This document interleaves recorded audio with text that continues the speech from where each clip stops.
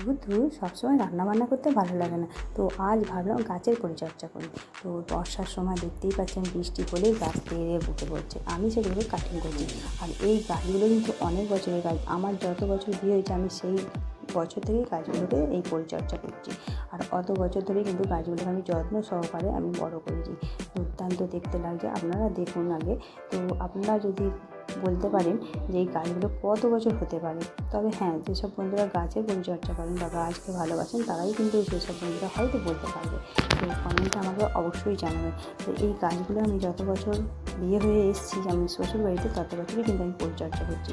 হয়তো যারা বেশি গাছের সম্বন্ধে এসব গাছ নিয়ে নাড়ানাড়ি করে তারা হয়তো ভালোভাবে রাখতে পারে, আমি এসব বেশি ভালোভাবে রাখতে পারছি না, কারণ রান্নার সাথে আমি একটু যুক্ত আছি। তো যাই হোক, তো গাছগুলো দেখতেই পাচ্ছেন কত সুন্দর, একটা ছোটো গামলির মধ্যে বসানো আছে, কত সুন্দর বাড়ন্ত হয়েছে। তো একে অপরের সঙ্গে যুক্ত হয়ে গেছে গাছগুলো, দেখুন দুর্দান্ত গাছের আবার দেখুন ঝুড়ি রয়েছে। তো তাহলে আজকের মতো টাটা।